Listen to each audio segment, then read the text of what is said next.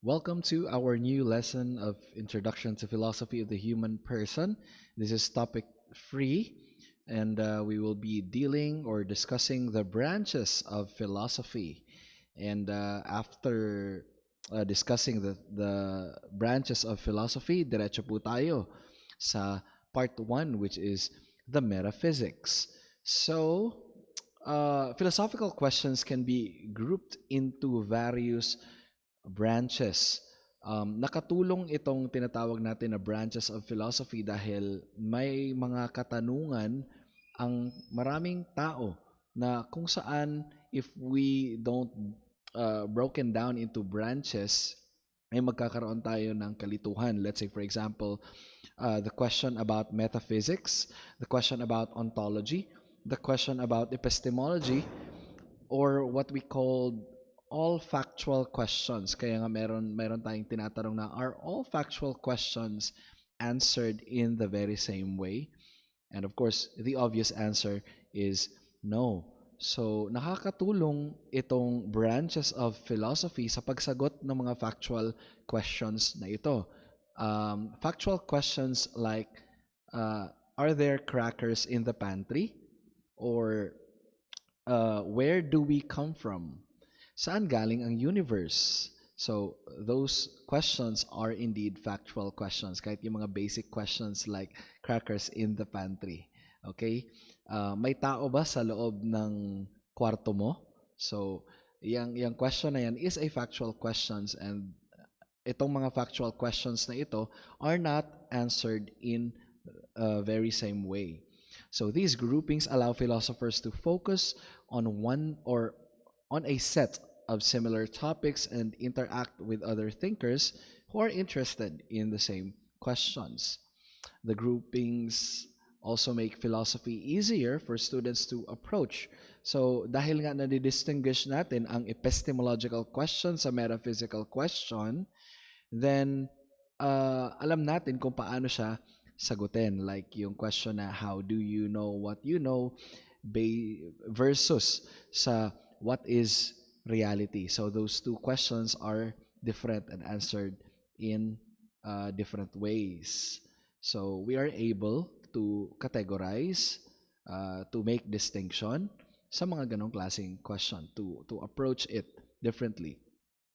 Students can learn the basic principles involved in one aspect of the field without being overwhelmed with the entire set of philosophical theories. So let's say, for example, if walang branches ng philosophy at we will just posit many questions ng sabay-sabay, then mahihirapan tayo sa pag-categorize niyan. But since now we are already familiar sa branches ng philosophy, sa mga iilan na nanonood nito or doon sa bago pa lang, then mapafamiliarize natin ang ilang branches of philosophy sa lesson na ito.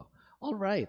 So, let's have course objectives. Basic lang. At the end of this lesson, which is the branches of philosophy, the students will be able to first enumerate all the 6 branches of philosophy and define all the 6 branches of philosophy.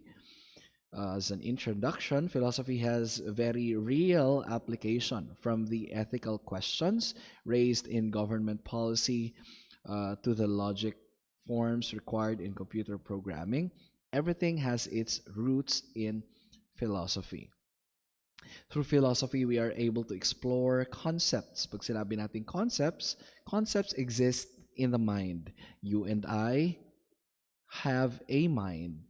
The thing is, why is it that even though we have 2 separate minds, we are able to communicate and understand with each other? So concepts like the meaning of life, knowledge. Have you asked yourself, what is the meaning of life? What is the meaning of my life? Is my life have meaning at all or wala ba? Knowledge. What is knowledge? Morality. What is morality? What is something that's morally right and wrong? Reality. What is something that's objectively real? And the existence of God.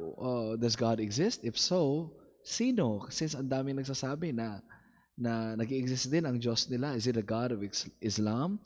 Is the God of the Greek? God of the Hindus, so on and so forth. So politics, religion, economics, art, linguistics. Napakalawak, napaka-broad ng aspeto ng filosofiya or yung tinatawag nating philosophy. So, napaka-broad ng kanyang application, napaka-broad ng kanyang study. So, we better listen carefully sa lesson na ito. Although, I will be elaborating this sa mga estudyante ko lamang po, sa senior high school students. If you have questions, if you're watching this and have questions, you can comment down below. Okay, so the branches of philosophy, in a very broad sense, there are six major themes philosophy touches on. From the book of Paul Kleinman, he introduced six branches of philosophy. First, we have metaphysics. Metaphysics, simply the study of universe and reality. Okay? Epistemology, the study of knowledge and how we acquire knowledge. So if you know something, so how do you know it? Yun ang epistemology or theory of knowledge. Logic naman, how to create a valid argument. So under logic, ay mapag-aaralan natin dito yung mga basic syllogism, inductive and deductive. So pag-aaralan natin yung basic inferencing dito sa part na ito. Aesthetics, the study of art and beauty. Ethics, the study of morality and how one should live his life. Uh, is there an absolute objective morality, or is morality subjective or mere preference or dislike or like? Can we reduce morality into something like that? Or meron talaga tayong tinatawag na objective and absolute morality upon which we judge something is right or wrong. And last but not the least, politics, study of political rights, government, and the role of citizens. So yan po ang six branches of philosophy. Now, doon naman tayo sa part 1 ng topic na ito, which is the metaphysics. So, the objectives of this lesson, dahil tapos na tayo sa branches, very basic lamang. So, objective ng lesson na ito, at the end of this lesson, students will be able to define metaphysics etymologically. And we have defined in our first lesson that etymology is the study of the origin of the word. Second, distinguish the relationship of mind and matter, substance and attribute, possibility and actuality. Third, enumerate and define the three branches of metaphysics. So let's proceed. Let's define first what metaphysics is.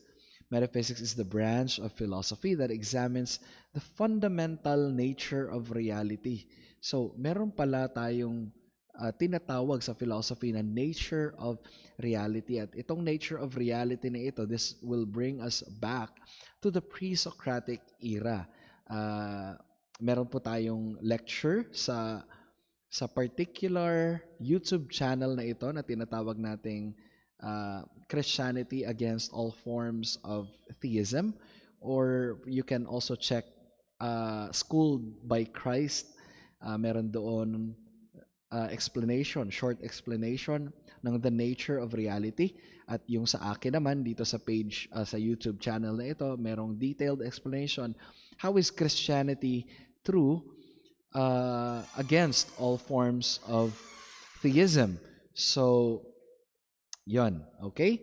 So, there is such thing as nature of reality, and itong nature of reality ba na meron tayo, if papanoorin nyo po yung video na ito, is it one or many? Or yung tinatawag nating the one and the many, na nagkaroon ito ng malaking impact sa mga philosophers at tinawag nilang problem of universals and particulars, or the problem of one and many. So, i-elaborate ko lang po ito para sa mga students ko. You can also research this topic on your own if you're watching this. And you can also ask questions sa comment section. So the nature of reality, including what? The relationship between mind and matter. Now, guys, mind is not the same as the brain. Mind is the immaterial aspect and brain is the physical aspect. However, meron pong relationship itong dalawang ito. Kapag may damage ang brain, ay nagkakaroon ng ah, problem din sa mind ng isang ano, ng isang tao. Kaya nga meron tayong binabansagan minsan na ito meron tong brain damage kasi hindi siya nakakapag-isip ng maayos. So meron silang relationship, but itong dalawang to ay hindi po magkapareho. It's the same thing as the sound and the guitar, okay?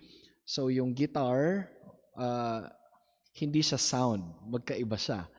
So you can strum the guitar in order for the guitar to produce sound. However, the sound is not the guitar.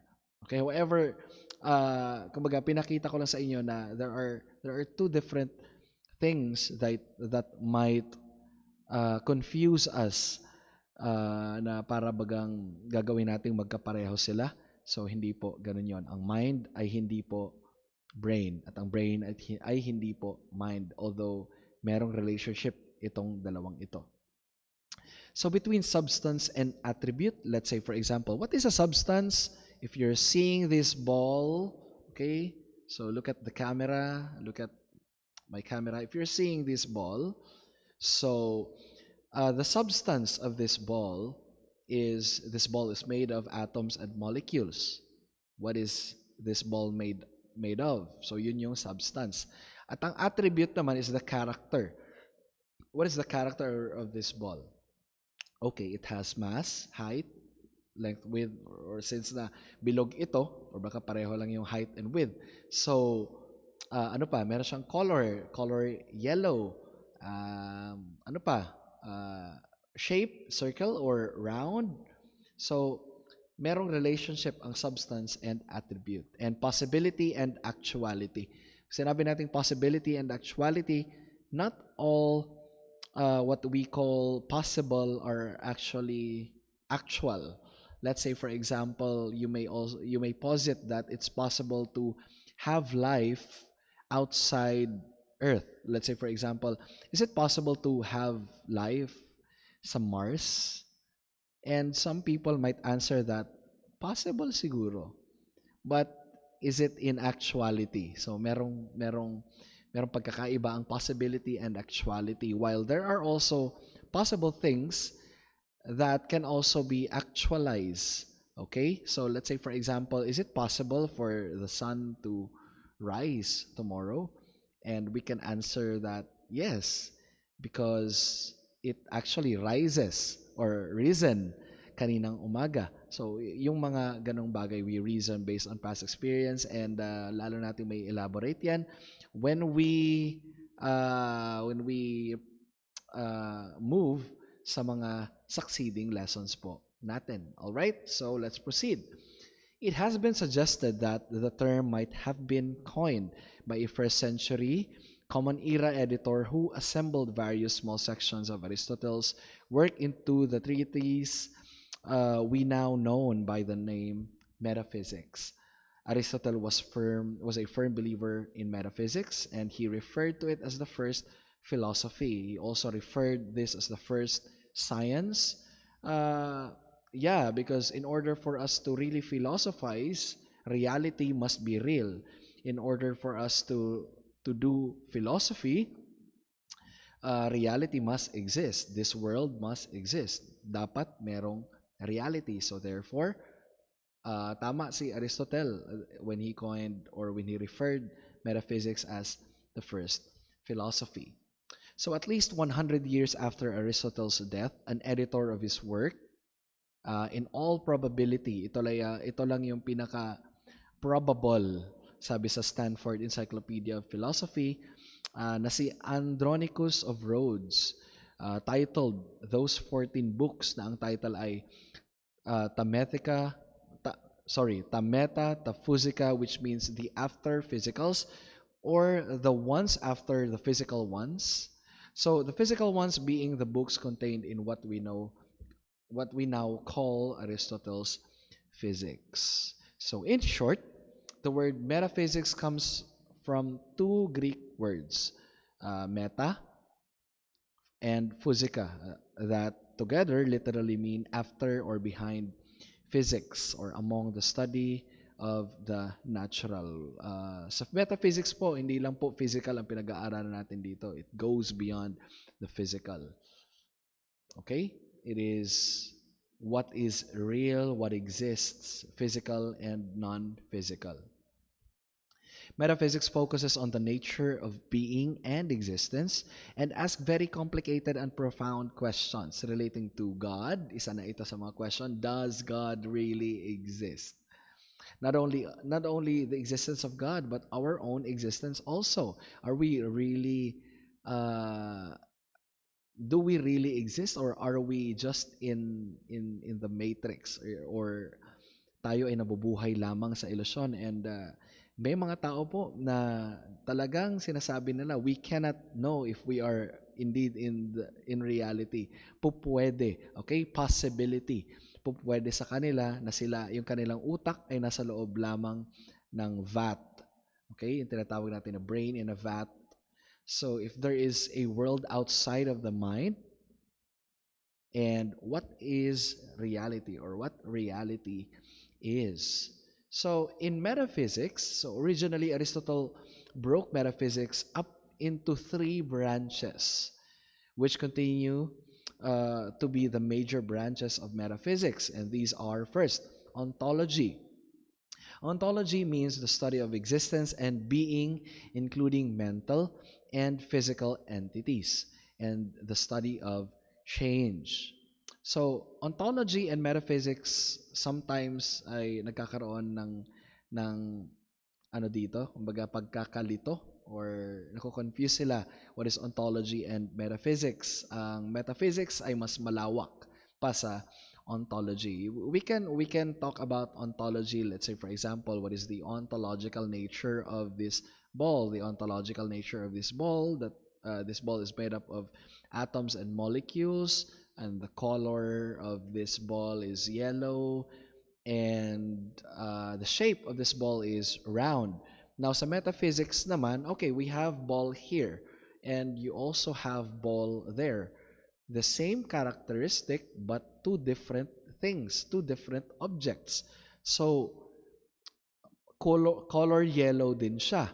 So, kung color yellow to at color yellow din yun, meron dalawang color na nag-exist, or is this color one but has a continued being, yung tinatawag natin na existence, or yung universal existence na tinatawag nating yellowness, and shape, round. So, meron din tayong tinatawag na roundness, universal roundness, since many things na kagaya ng shape na ito, although different size, pero round pa din. Diba? So, yun, mas malawak ang metaphysics, mas broader ang metaphysics kesa on ontology. I think ontology is more on specific being. So this ball has a being. Next is universal science. Sa universal science naman, the study of logic and reasoning. Sa universal science ay yung pag-aaralan natin dyan, yung the laws of logic. Ano ba tong laws of logic? There are three laws of logic: law of excluded middle, law of identity, and the law of non-contradiction. And under that ay yung mga broader aspect, syllogism, so on and so forth. Okay, language, study, universal science. Third is natural theology, the study of God, religion, spirituality, and creation.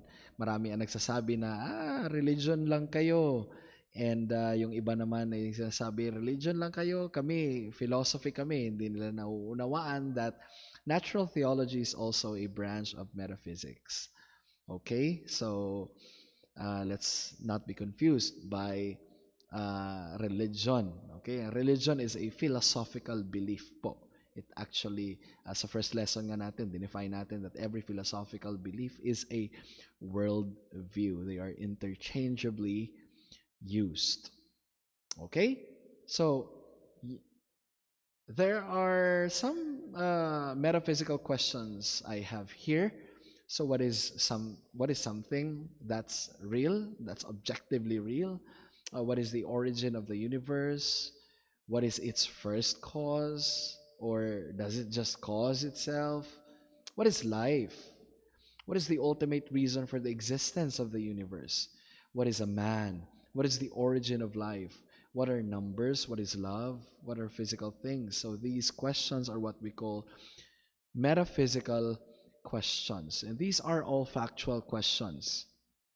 At itong mga factual questions na ito ay hindi po sinasagot in the very same way. Meron pong standards na ginagamit po dito. Okay? So, I think that would be all for our topic 3, part 1 para mabilis lang po tayo. And again, the elaboration will be sa mga senior high school students ko po. So thank you so much for watching. And if you haven't subscribed, please subscribe and hit that notification bell so you don't miss any future content. And have a great day. Bye-bye.